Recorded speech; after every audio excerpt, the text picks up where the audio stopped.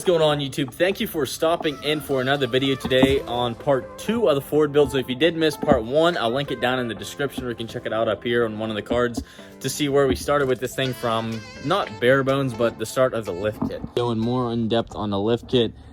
If you missed the other video or you want to catch up on that little recap, pretty much everything is out of the way down here, steering and everything. The only thing holding this axle still to the truck essentially is just a wheel speed sensor wire and the brake lines. Brake lines we got new ones that are going to be lengthened. Over here, same deal, just have a little strap here to hold this thing from flipping backwards on us, and then have it up on the jack stands right now. Now the thing next that I think we're going to work on is the coilover conversion kit. This is what the truck came factory with. It's simply a spring that sits in the truck like this. This is up top and it just rides on that, and then it also had the shock to complement it. So this is the shock that would follow along with it. Now this is what is getting replaced with, made by King. It's called a King coilover.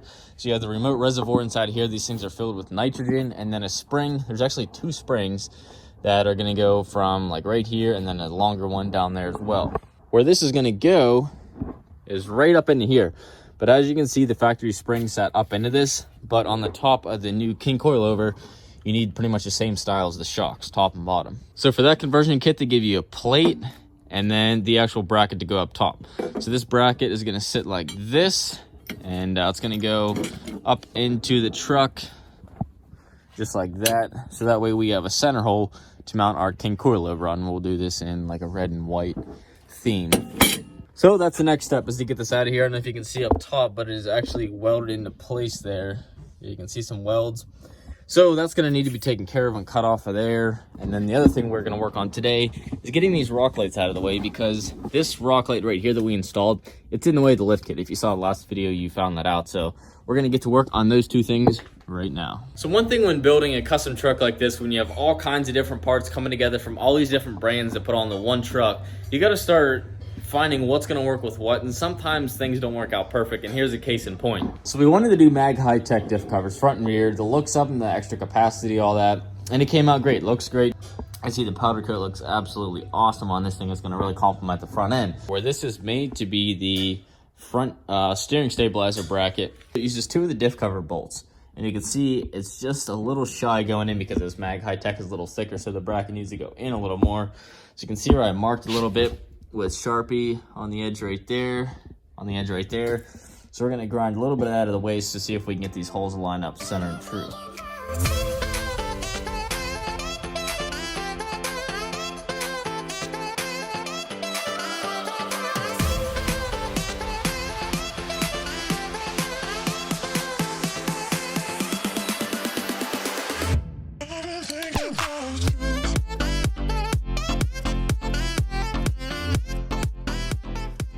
See, we took that edge off right about there because it came out and then down. We needed this extra space right there.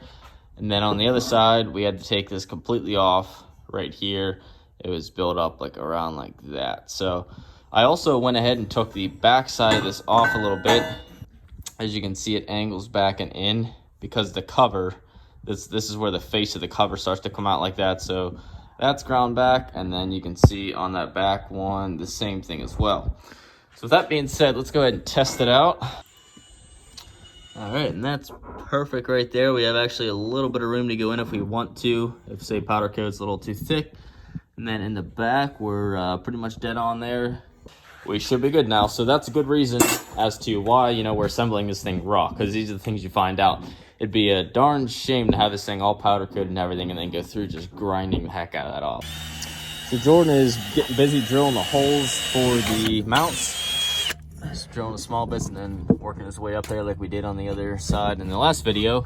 But that's the bracket, like I said, that's going to hold that mount in. And after that, this actual billet piece, this is the holes he's drilling for here, 1, 2, 3, and 4. That way this can get mounted to the top of the coilover like I was saying. Just like so. Well, here's what's left of the bracket. We got that trimmed off. That was, like I was telling you guys, up into here. This is almost all flush. We're just going ahead and clean it up right now. So I got the polish here and with a little flap disc, and then just kind of going ahead and cleaning up the edges here. Now we just repeat the same thing on this side. I already notched this out to make it a little bit easier, but we're just going to clamp this plate into place where we like it, make sure it's okay and centered like wobbling this way and drill our holes where we need to put them. Jordan already marked it. You can see right there where these holes are going to end up. 4 of them, drill them, and then we'll cut the rest of this off flush. Show you where we ended up on the driver's side. This is all ready to go, ground smooth, clean. Holes are drilled, deburred, all that. And then also these rock lights are out. You got these out of the way, cut the wires, and we're kind of working on a new place to put them. Also messed around with some fitment stuff up here. Got a couple brackets off the actual axle itself off, but lining this all this stuff up and getting everything perfect to where the coilover would fit in there just right. Figuring out the direction of the hose, all that stuff is what takes the time, and then actually doing this is the quickest part of it. That wraps up today's video, giving you the full walkthrough of part 2 of this. Part 1, if you did miss it, is right up here, so go ahead and click on that, or you can click on the card at the end of this video. Hopefully hit the like button if you enjoyed it, subscribe if you haven't already, and we'll see you in the next video.